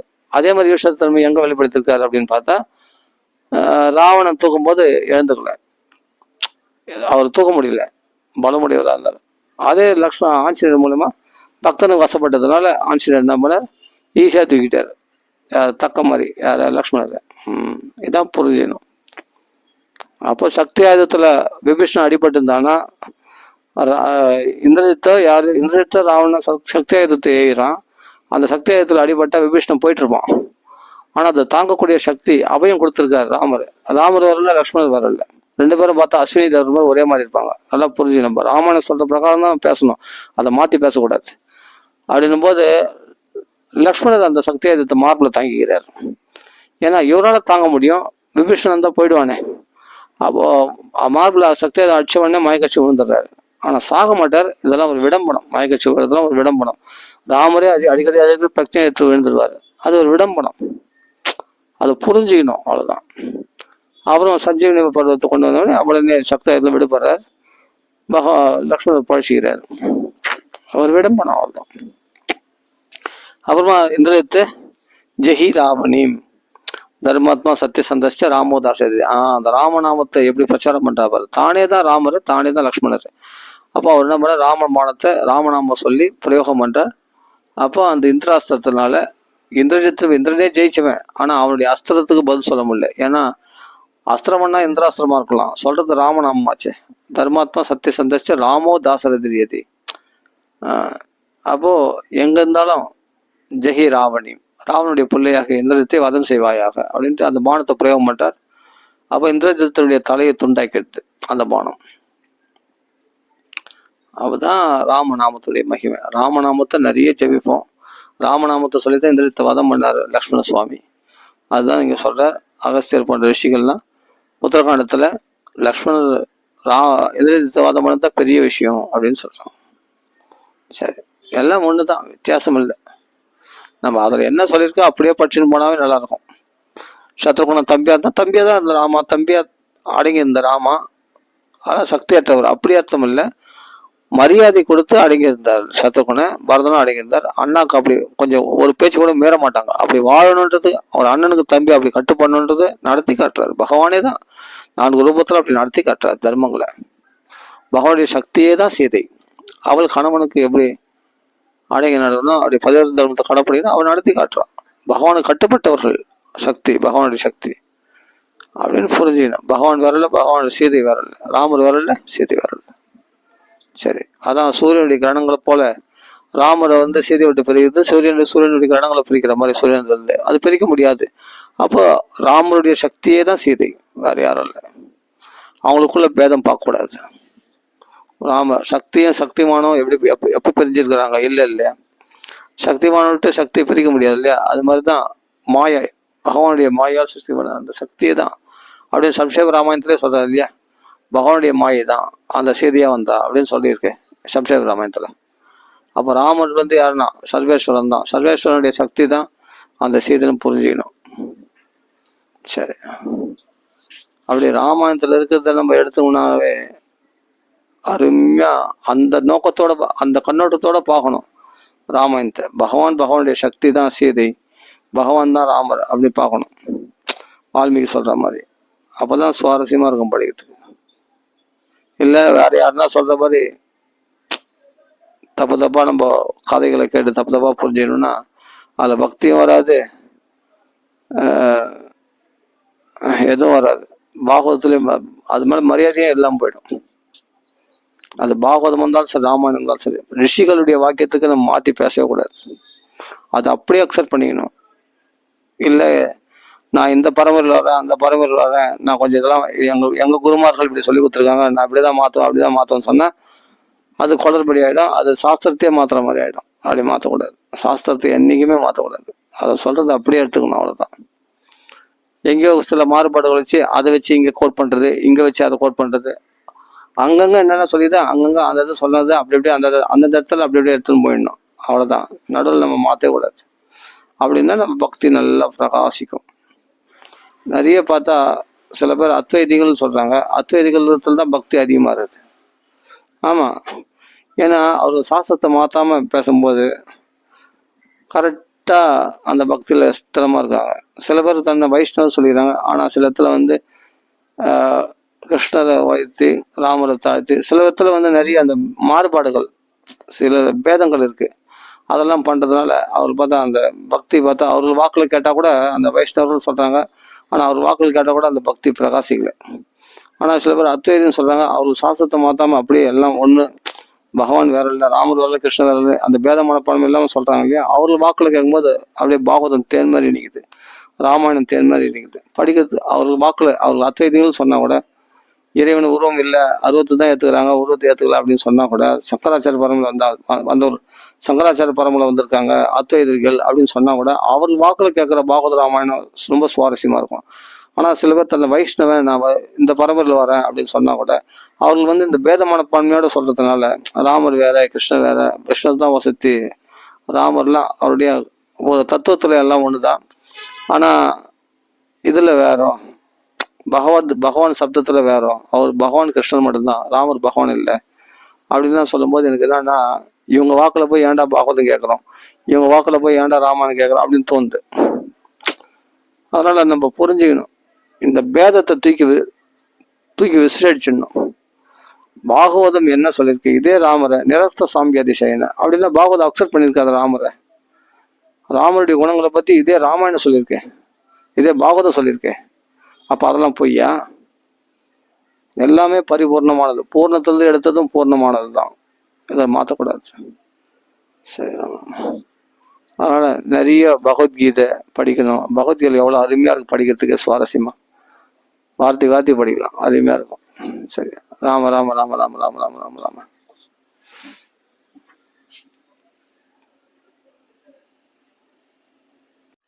ஆஞ்சநேய சுவாமிக்கு ஜெய், ராம ராம. சகல சாதுமணிக்கு ஜெய், ராம ராம ராம ராம ராம ராம.